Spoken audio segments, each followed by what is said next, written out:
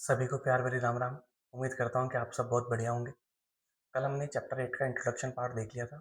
आज हम लोग इसकी एक्सरसाइज के क्वेश्चन और एग्जांपल्स देखेंगे। तो आज का जो ये वीडियो होगा वो हमारी एनसीईआरटी का चैप्टर 8 की एक्सरसाइज 8.1 रहेगा। हम इसमें एग्जाम्पल और इसके सारे क्वेश्चंस को कवर करेंगे। ठीक है, करते हैं स्टार्ट। देखो, हमारा जो फर्स्ट एग्जाम्पल है, फर्स्ट एग्जाम्पल है ना, आप लोग अपनी बुक वगैरह ओपन रखना, यहाँ पर देखते हैं।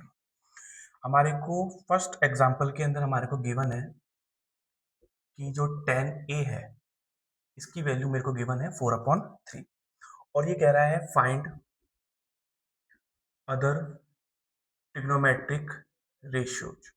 ये मुझे क्या करना है, फाइंड करना है। ठीक है, तो हम लोग इसको सॉल्यूशन में ऐसे करेंगे कि देखिए सर, हमारे को ये चीज गिवन है तो हमने लिखा गिवन 10a इक्वल टू 4/, हम लोगों ने कल पढ़ा था कि ये जो ट्रिग्नोमेट्री अप्लाई होगी वो राइट एंगल ट्राइंगल पे होगी।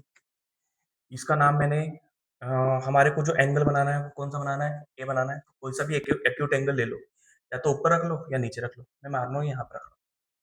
मैंने कहा कि मेरे पास जो गिवन है 10a, उसके अंदर एंगल है ए। हमें पता है कि ये तो 90 होता है, तो एक्यूट एंगल इनमें से कोई होगा।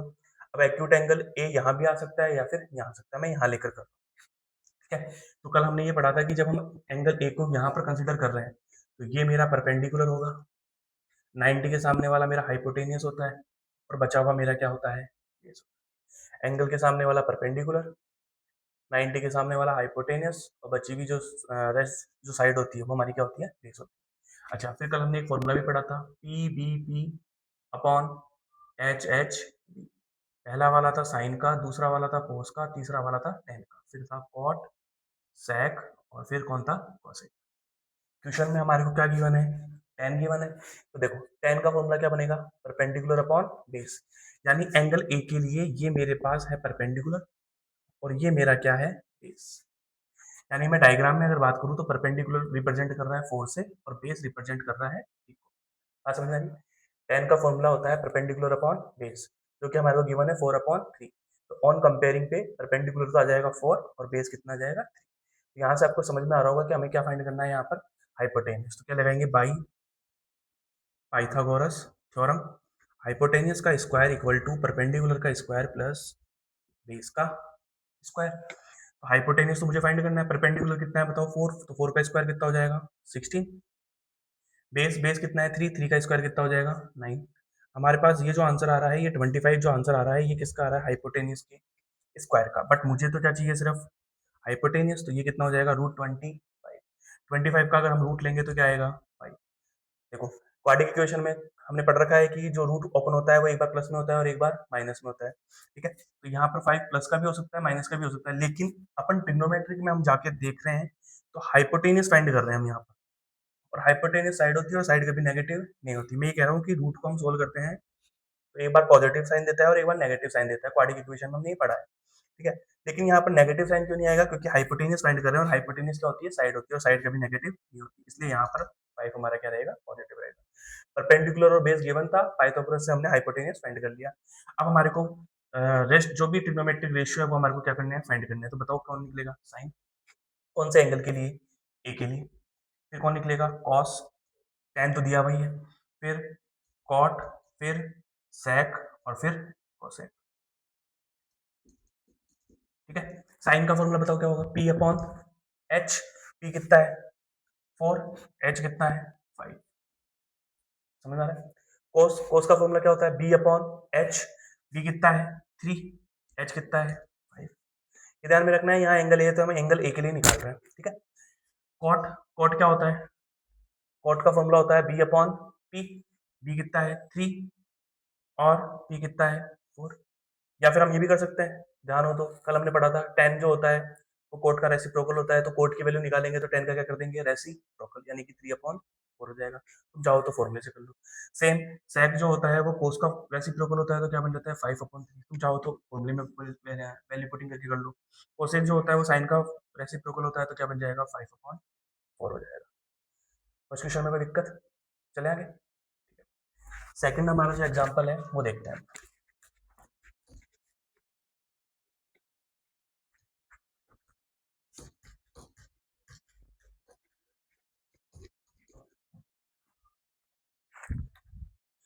सेकंड एग्जांपल में हमारे को दे रखा है example number second.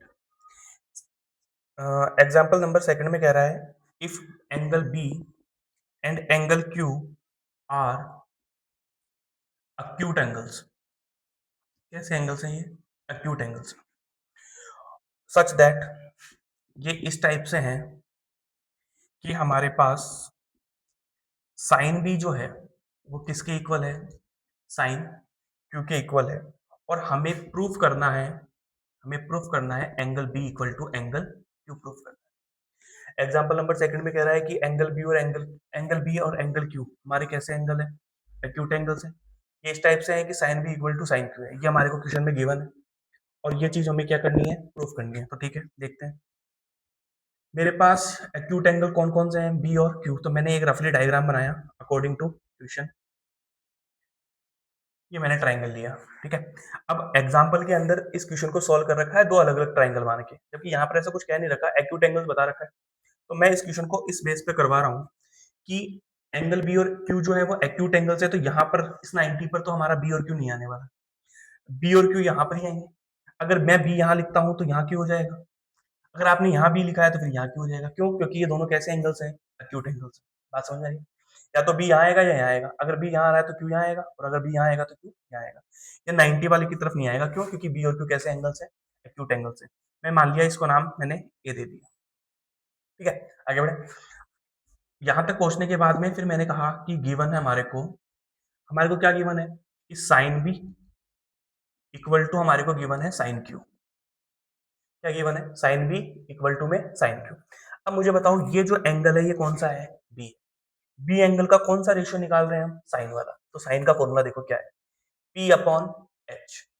P upon H. मैं कह रहा हूं बी एंगल के लिए हम साइन का ट्रिग्नोमेट्रिक रेशियो देख रहे हैं, तो साइन का फॉर्मूला क्या होता है? P upon H. कौन से एंगल के लिए? बी के लिए। मुझे बताओ एंगल बी को मैं कंसिडर करूंगा तो एंगल के सामने वाला परपेंडिकुलर, यानी कि ये मेरा क्या होगा? परपेंडिकुलर। ए क्यू मेरा क्या होगा? परपेंडिकुलर, क्योंकि एंगल बी है, बी के सामने वाला, एंगल के सामने वाला परपेंडिकुलर, तो ए क्यू मेरा परपेंडिकुलर। और अपॉन में हाइपोटेनियस, तो 90 के सामने वाला हाइपोटेनियस, यानी कि ये कितना हो गया? B Q. आगे का साइन है इक्वल टू का। इधर भी हमारे पास जो ट्रिग्नोमेट्रिक रेशियो है वो साइन का ही है, लेकिन एंगल इस बार चेंज हो रहा है। एंगल यहाँ पर कौन है? क्यू। तो हमारे को इस बार क्यू को कंसिडर करते हुए साइन का ट्रिग्नोमेट्रिक वाला रेशियो लेना है। तो फॉर्मूला तो अभी भी हमारे पास वही है, पी अपॉन एच, लेकिन कौन सा एंगल के लिए? क्यू के लिए। अब बताओ क्यू को अगर हम मेजर करेंगे, क्यू को कंसिडर करेंगे, तो हमारे पास क्यू के अपोजिट साइड जो होगी वो हमारा क्या होगा? परपेंडिकुलर, जो कि कितना है? A B. क्यू को अगर मैं कंसिडर करूंगा, क्योंकि यहाँ एंगल क्यू दे रखा है, क्यू को कंसिडर करेंगे तो क्यू के अपोजिट जो साइड होगी वो हमारी क्या होगी? परपेंडिकुलर। 90 के सामने वाला हाइपोटेनियस, वो कितना होगा? B Q. यहाँ तक क्लियर? अच्छा, मुझे बताओ बीच में इक्वल टू का साइन है, मैं क्रॉस मल्टीप्लीकेशन करूंगा तो ये बी क्यू यहाँ डिवाइड में है तो ये मल्टीप्लाई में जाएगा, बी क्यू से बी क्यू कैंसिल आउट होगा ही नहीं होगा। या इस बी क्यू को आप इधर लेके आ दो, ये बी क्यू यहाँ डिवाइड में है तो यहाँ मल्टीप्लाई में आएगा। कैसे भी करके करेंगे तो बी क्यू से बी क्यू कैंसिल आउट हो रहा है नहीं हो रहा। क्यों? क्योंकि बी क्यू हमारा हाइपोटेनियस है, तो इस डायग्राम में जो मेरी हाइपोटेनियस है वो चेंज तो होने वाली है नहीं, तो बी क्यू से बी क्यू क्या हो गया? कैंसिल आउट हो गया। तो यहाँ से हमारे को क्या मिला? A Q equal to A B मिला। A Q equal to A B. अब A Q equal to A B का मतलब क्या हुआ? ये रहा ए क्यू, ये रहा ए बी। तो ये राइट एंगल के साथ साथ क्या आइसोसेलेस ट्राइंगल भी हो गया? ऐसा ट्राइंगल जिसके अंदर 90 डिग्री होगा राइट एंगल ट्राइंगल, दो साइडें अगर इक्वल हो गई तो वो आइसोसेलेस ट्राइंगल हो गया। आइसोसेलेस ट्राइंगल हो गया तो आइसोसेलेस ट्राइंगल प्रॉपर्टीज हम भी जानते हैं। आइसोसेलेस ट्राइंगल प्रॉपर्टीज हम जानते हैं कि अगर दो साइडें इक्वल है तो इनके अपोजिट एंगल्स भी क्या होंगे? इक्वल। तो ए क्यू के अपोजिट एंगल कौन सा है? Angle B. और ए बी के अपोजिट एंगल कौन सा है? क्यू। और यही मुझे क्या करना था? प्रूफ करना था। ठीक है, वापस से देख लेते हैं। एंगल बी और क्यू हमारे एक्यूट एंगल्स हैं, तो ये 90 पे तो आ नहीं सकता, यानी यहाँ पर आएगा। तो यहाँ पर अगर मैंने बी लिया है तो यहाँ क्यू आएगा, अगर आप यहाँ भी लोगे तो यहाँ क्यू आएगा। फिर सेकंड मेरे को दिया हुआ है sine B equal to sine Q, तो यहाँ पर एक बार तो मेरे को कंसिडर करना है एंगल बी और एक बार कंसिडर करना है एंगल क्यू। दोनों के लिए ही ट्रिग्नोमेट्रिक रेशियो साइन वाले ही दे रखे हैं, तो मैं साइन का ही लूंगा। साइन का ट्रिग्नोमेट्रिक रेशियो होता है पी अपॉन एच, तो पी अपॉन एच, बी को मैंने कंसिडर किया, ये मेरा परपेंडिकुलर हो गया और ये मेरा क्या हो गया? हाइपोटेनियस। अगर मैं क्यू को कंसिडर करूंगा तो ये मेरा परपेंडिकुलर होगा और ये मेरा क्या होगा? हाइपोटेनियस, क्योंकि साइन का फॉर्मूला क्या? पी अपॉन एच है ना, परपेंडिकुलर अपॉन हाइपोटेनियस। लेकिन वैल्यू अलग अलग क्यों हो रही है? क्योंकि एंगल्स क्या हो रहे हैं? चेंज हो रहे हैं। बी क्यू से बी क्यू कैंसिल आउट हो गया, ठीक है। क्रॉस मल्टीप्लिकेशन से कैंसिल आउट हो जाएगा, तो हमारे पास ये दोनों साइडें इक्वल आ गई। ऐसा ट्राइंगल जिसकी दो साइडें इक्वल हो तो वो आइसोसेलेस ट्राइंगल होता है, और आइसोसेलेस ट्राइंगल प्रॉपर्टी ये कहती है कि अगर दो साइडें इक्वल है तो उनकी अपोजिट एंगल्स भी क्या होंगे, इक्वल होंगे। तो ए क्यू के अपोजिट हो गया बी, और ए बी के अपोजिट क्या हो गया, तो एंगल बी इक्वल टू क्या आ गया, एंगल क्यू, और यही मुझे क्या करना था, प्रूफ करना। ठीक है, आगे बढ़े। ठीक है, आगे आते हैं हम एग्जाम्पल नंबर 3 पे।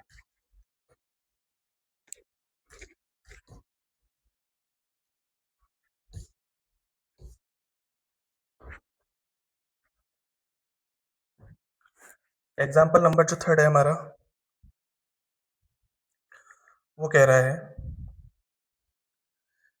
कि हमारे को एक ट्राइंगल दिया हुआ है जिसका नाम है ए सी बी, और इसमें जो राइट एंगल ट्राइंगल है वो किस पर है, सी पर है। ठीक है, क्वेश्चन की फॉर्मेशन ये है, इसमें हमारे को जो ए बी दे रखा है, ए बी हमारे को गिवन है 29, बी सी हमारे को गिवन है 21, और एंगल ए बी सी ये हमारे को दे रखा है थीटा। ठीक है, और हमारे को ये फिगर भी दे रखा है कि फिगर भी है इसके साथ। फिगर कुछ ऐसा है, ये मैंने फिगर लिखा, जो हमारा ए बी है वो 29 दे रखा है, बी सी जो है वो हमारा 21 दे रखा है। ठीक है, आगे बढ़ते हैं, और ए बी सी हमारा क्या हो गया, थीटा हो गया। हमें ये कह रहा है कि हमें ये दो चीजें फाइंड करनी है। फर्स्ट पार्ट इसका कह रहा है cos square theta plus sine square theta, एक तो हमें ये वाला पार्ट फाइंड करना है। सेकंड जो पार्ट है वो है हमारा cos square theta minus sine square theta. ये दो पार्ट मुझे क्या करने हैं, फाइंड करने हैं। करें सर? अच्छा बताओ, थीटा हमारे को दिया हुआ है, अच्छा यहाँ पर भी क्या थीटा ही है, दोनों क्वेश्चन में थीटा ही, तो मतलब मुझे जो भी कैप्चर करना है वो थीटा को करना है। मतलब मेरा जो रिलेशन बनेगा ट्रिग्नोमेट्रिक रेशियो का, वो कौन सा एंगल को कंसीडर करते हुए बनेगा, थीटा को। थीटा मतलब एंगल बी को। तो मेरे को ये बताओ कि ये एंगल बी अगर थीटा है तो थीटा के सामने वाला ये क्या होगा, परपेंडिकुलर। 90 के सामने वाला ये क्या होगा, हाइपोटेन्यूज। और बची हुई साइड क्या होती है, होती है नहीं होती। तो आपको समझ में आ रहा है कि बेस और हाइपोटेन्यूज तो गिवन है हमारे को, हमें क्या चाहिए, परपेंडिकुलर। तो क्या लगाएंगे, बाई पाइथागोरस थ्योरम। क्या कहती है, हाइपोटेनियस का स्क्वायर इक्वल टू परपेंडिकुलर का स्क्वायर प्लस बेस का स्क्वायर। परपेंडिकुलर मुझे फाइंड करना है, हाइपोटेनियस मुझे दे रखा है 29। ठीक है, और परपेंडिकुलर मेरे को फाइंड करना है, और बेस मेरे को दे रखा है 21 का स्क्वायर। ठीक है, तो 29 का स्क्वायर अगर मैं यहाँ पर रफली करूँ, 29 को 29 से अगर मैं मल्टीप्लाई करूंगा तो यहाँ पर आ जाएगा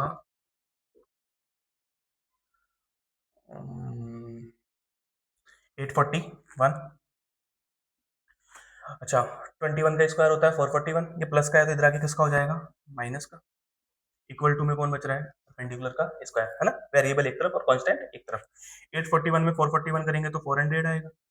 ये आंसर जो है वो परपेंडिकुलर के स्क्वायर का है, तो परपेंडिकुलर का आंसर यहाँ से कितना मिल जाएगा, रूट ऑफ 400, जो कितना आएगा 20 यूनिट।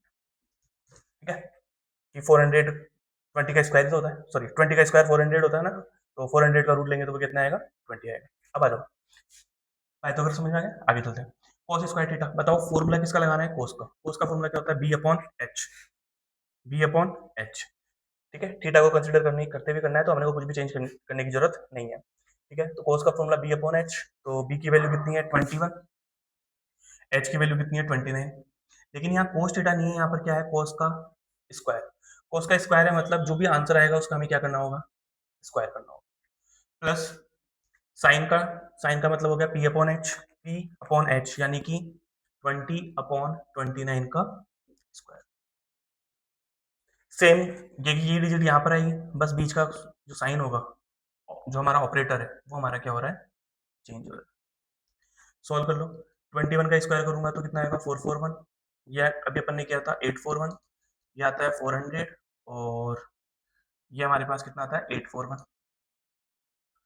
दोनों को अगर मैं ऐड करूंगा, क्योंकि यहाँ से एलसीएम कितना आएगा 841, एलसीएम कितना आएगा 841, 841 है, 841 ही बनाना है तो ये ऐसा कैसा, 841 है, 841 ही बनाना है तो ये 400 भी ऐसा कैसा। दोनों को ऐड करेंगे तो यहाँ आएगा 841 अपॉन में 841, कैंसिल आउट होकर आंसर कितना आया, यानी कि cos square theta plus sine square theta, इसका आंसर हमारे पास क्या आएगा।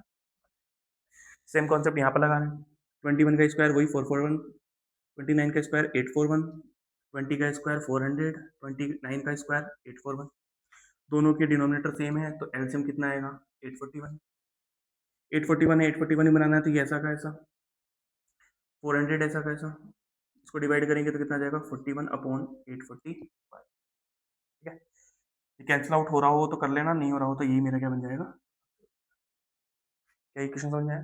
थीटा के लिए निकालना था, हमारे को थीटा ही गिवन था। ठीक है, और हमारे को सारे डाटा में थीटा ही लेना था, तो हमारे पास वैल्यू कोई चेंज नहीं हो रही। अगर हमारे को मान लो ये ए के लिए बोलता तो फिर इनमें से कुछ चेंजेस करते हैं हम, बट यहाँ पर थीटा ही बोल रखा है और थीटा के सामने वाला परपेंडिकुलर होता है, बची हुई साइड बेस होती है, और 90 के सामने वाला हाइपोटेनियस। पाइथागोरस से हमने हाइपोटेनियस हमारे को गिवन है, ठीक है, और बेस हमारे को गिवन है। पाइथागोरस से हमने परपेंडिकुलर निकाला, दोनों क्वेश्चन के पार्ट्स में वैल्यू पुटिंग करी और क्या निकाली है। ठीक है, आगे बढ़ते हैं हम इसका एग्जाम्पल नंबर 4 पे।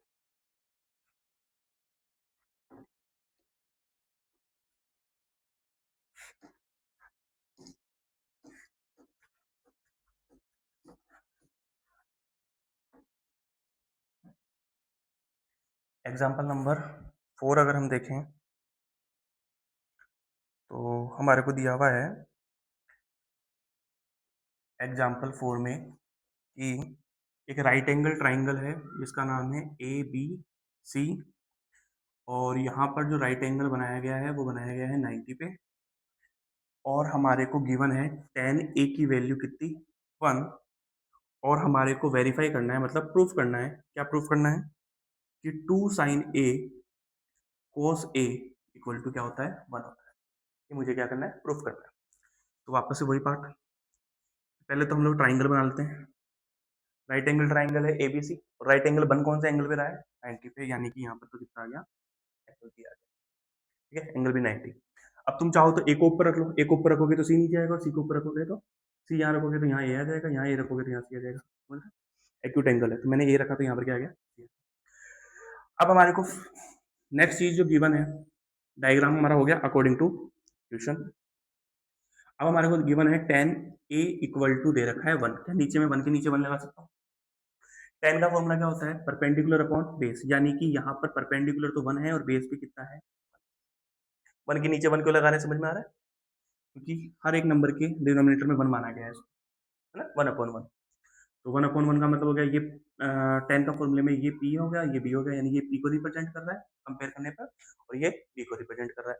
तो बताओ p और b आ चुके हैं, कौन से एंगल की बात कर रहा है ये ए एंगल। तो मुझे बताओ ए एंगल को अगर मैं कंसिडर कर रहा हूँ तो ये मेरा क्या होगा, एंगल के सामने वाला बनेगा परपेंडिकुलर जो कि कितना है 1, 90 के सामने वाला कौन होगा हाइपोटेनियस, और बची हुई साइड क्या होगी बेस, जो कि मेरे को कितना दे रखा है 1, क्योंकि एंगल ए दे रखा है। एंगल ए को एंगल ए को कंसिडर करते हुए चीजों को फाइंड कर रहे हैं, तो एंगल के सामने वाला परपेंडिकुलर, 90 के सामने वाला हाइपोटेनियस, और बचा हुआ बेस। आ जाओ क्या लिखाएंगे, क्या लगाएंगे, बाई पाइथागोरस थ्योरम, हाइपोटेनियस का स्क्वायर इक्वल टू परपेंडिकुलर का स्क्वायर प्लस बेस का स्क्वायर। हाइपोटेनियस मुझे फाइंड करना है, परपेंडिकुलर मेरे को दे रखा है 1 का स्क्वायर, बेस का दे रखा है 1 का स्क्वायर, 1 का स्क्वायर 1 1 कितना आ गया। लेकिन ये जो आंसर आया है ये तो हाइपोटेनियस का स्क्वायर है, यहाँ से मैं हाइपोटेनियस अगर फाइंड करूंगा तो कितनी हो जाएगी, पाइथागोरस में कोई दिक्कत नहीं होगी मेरे अकॉर्डिंग। अब अपने क्वेश्चन का जो एक्चुअल पार्ट है वो फाइंड करना है। ठीक है, क्या हुआ, tan दिया हुआ था, tan की वैल्यू पुटिंग करी है ना, परपेंडिकुलर अपॉन बेस वाला फॉर्मूला लगाया, कंपेयर करने पर हमारे को पता चला कि परपेंडिकुलर 1 है बेस 1 है। एंगल ए की बात कर रहा है तो एंगल ए को कंसिडर करते हुए ये हमारा परपेंडिकुलर, ये हमारा बेस, और ये हमारा 90 के सामने वाला हाइपोटेनियस। बाई पाइथागोरस थ्योरम हमने हाइपोटेनियस क्या कर लिया, फाइंड कर लिया। अब हमारे को जो प्रूफ करना है तो हम लिखेंगे नाउ, हम कौन सी साइड ले रहे हैं, एलएचएस साइड ले रहे हैं।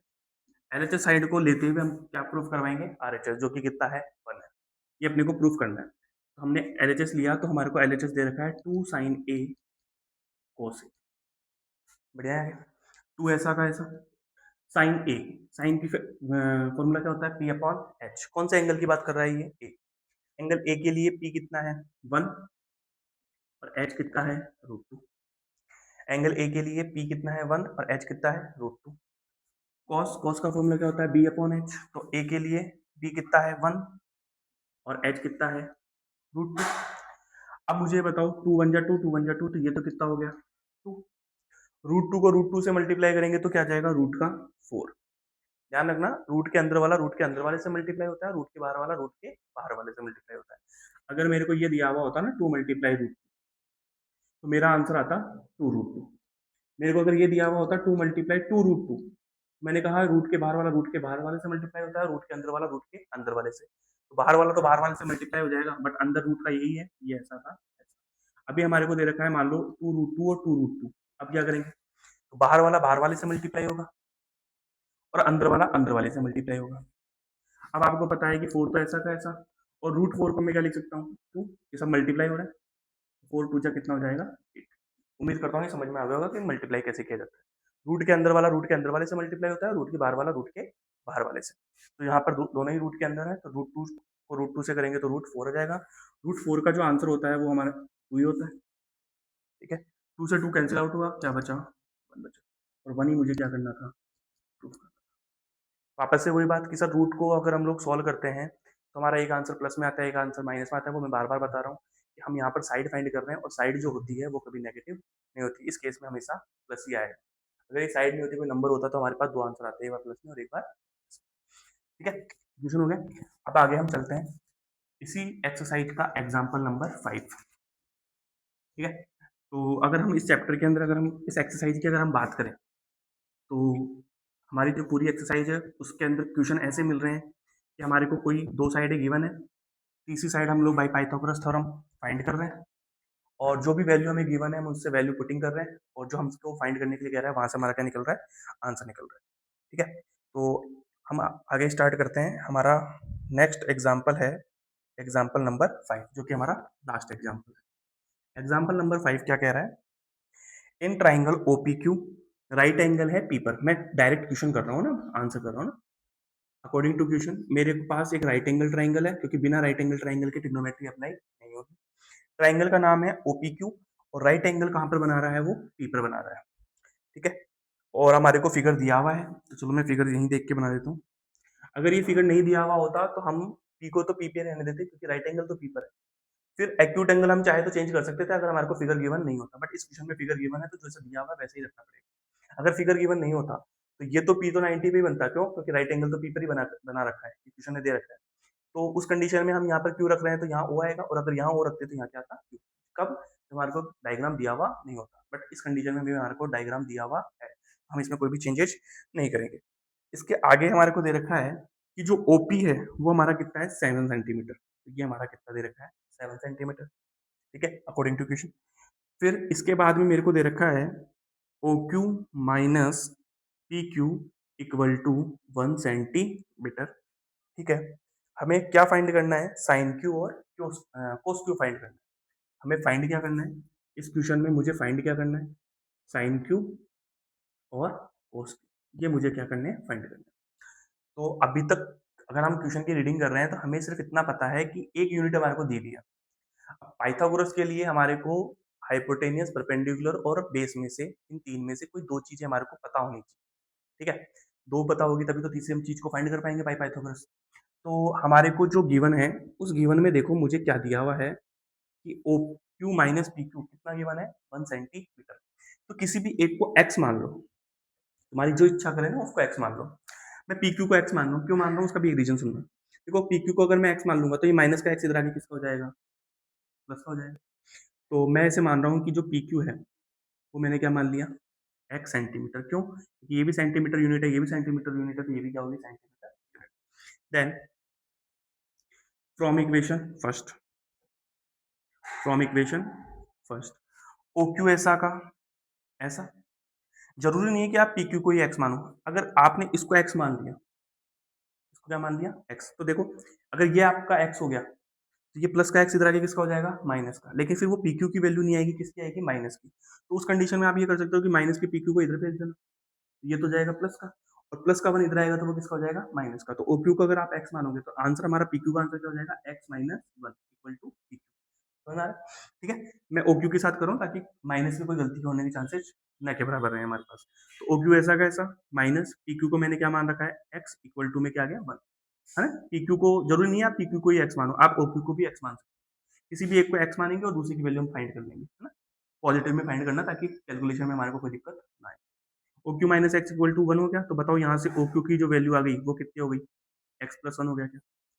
1 प्लस एक्स लिख दो या एक्स प्लस 1 लिख दो, बात तो एक ही है। क्यों? क्योंकि ये तो 1 तो प्लस का है और माइनस का एक्स भी इधर आएगा तो किसका हो जाएगा, प्लस का। दोनों ही प्लस के हैं। तो जो हमारा प्लस होता है और जो मल्टीप्लाई होता है वो ऑर्डर को फॉलो नहीं करता है, मतलब कैसे भी ऑर्डर में लिखो, 3 मल्टीप्लाई 4 या 4 मल्टीप्लाई 3, दोनों से आंसर 12 ही आ रहा है। 3 प्लस 4 या 4 प्लस 3, दोनों से आंसर क्या आ रहे हैं, 7। लेकिन 3 माइनस 4 और 4 माइनस 3 आंसर सेम नहीं दे रहे, ये आंसर -1 दे रहा है और ये +1 दे रहा है। तो माइनस में और हमारा जो डिवाइड होता है उसके अंदर ऑर्डर मैटर करता है, बट प्लस में और मल्टीप्लाई में ऑर्डर मैटर नहीं करता। हम आगे पीछे लिखेंगे, कोई फर्क नहीं पड़ेगा। चलो वैल्यू पुटिंग कर दो। ओ क्यू की वैल्यू कितनी आ गई, एक्स प्लस 1, और पी क्यू की वैल्यू कितनी आ गई, एक्स। अब ये तो एक्स में आ रहा है, बट हमारे को पाइथागोरस लगा लेते हैं। बाई पाइथागोरस थ्योरम क्या होता है, हाइपोटेनियस का स्क्वायर इक्वल टू परपेंडिकुलर का स्क्वायर प्लस बेस का स्क्वायर। हाइपोटेनियस 90 के सामने वाला, तो क्या बन गया, एक्स प्लस 1 का होल स्क्वायर। परपेंडिकुलर, मुझे कौन सा एंगल फाइंड करना है, क्यू फाइंड करना है। तो देखो क्यू ये रहा, क्यू के सामने वाला ये मेरा क्या बन जाएगा, परपेंडिकुलर। तो कितना है ये, 7। क्यू ही फाइंड करना है ना दोनों में। अच्छा, अगर ओ के साथ भी करोगे तो भी कोई फर्क नहीं पड़ेगा, आंसर सेम ही आएगा क्योंकि पाइथागोरस थ्योरम है ना, सारे प्लस के हैं, कोई फर्क नहीं पड़ेगा। बट अभी अपन टेक्निकली ये मान रहे हैं कि क्यू और क्यू ही फाइंड करना है ना, साइन क्यू और कोस क्यू। तो एंगल हमारा क्यू ही है, तो क्यू के लिए ये मेरा परपेंडिकुलर होगा, 90 के सामने वाला हाइपोटेनियस होगा और बचा हुआ हमारे पास क्या होगा, बेस होगा। तो हमारे पास क्या बचा, बेस, जो कितना हो गया, एक्स का स्क्वायर हो गया। सारी वैल्यू पुटिंग देखिए। अच्छा यहाँ देखो, ए प्लस बी का होल स्क्वायर, तो क्या बनता है, ए स्क्वायर बी स्क्वायर प्लस 2 ए और बी। ए प्लस बी का होल स्क्वायर, ए स्क्वायर बी स्क्वायर फिर 2ab इक्वल टू 7 का स्क्वायर 49 और x का स्क्वायर एक्स। तो देखो एक्स स्क्वायर, 1 का स्क्वायर 1, 2 को x से करूंगा 2x, 2x को 1 से करूंगा तो ये भी कितना आएगा, 2x इक्वल टू में क्या आ रहा है, 49 प्लस एक्स स्क्वायर। ठीक है, वेरिएबल को एक तरफ ले लो, कांस्टेंट को एक तरफ ले लो। तो एक्स स्क्वायर ऐसा का ऐसा, 2x ऐसा का ऐसा, ये प्लस का एक्स स्क्वायर इधर आके किसका हो जाएगा, माइनस का, और ये प्लस का 1 उधर जाके किसका हो जाएगा, माइनस का। बताओ ये होगा, एक्स स्क्वायर से एक्स स्क्वायर पूरा कैंसिल आउट हो गया, ये भी 1 एक्स स्क्वायर है, ये भी 1 एक्स स्क्वायर है, दोनों के अपोजिट साइन है, एक दूसरे को कैंसिल आउट कर देंगे। 2x इक्वल टू यहाँ से कितना आ गया, 48। तो x का आंसर कितना आएगा, 48/2 यानी कि 24 सेंटी। क्लियर है, नॉर्मल सी ट्रांसफॉर्मिंग है, कोई ऐसा कुछ टिपिकल दिख नहीं रहा है यहाँ पर। ठीक है, x आ गया, तो बस वैल्यू पुटिंग कर दो। x मतलब बताओ पी क्यू, सो पी क्यू हमारा कितना है, x जो जिसकी वैल्यू कितनी आ गई, 24 सेंटीमीटर। ओपी या पीओ वो हमारा कितना है, 7 सेंटीमीटर, ये तो क्वेश्चन में गिवन था। और ओक्यू लिख लो या क्यूओ लिख लो, वो था x प्लस 1 यानी कि 24 प्लस 1 यानी कितना हो गया, 25 सेंटीमीटर। कोई दिक्कत, पहले पुटिंग कर दी यहाँ पर।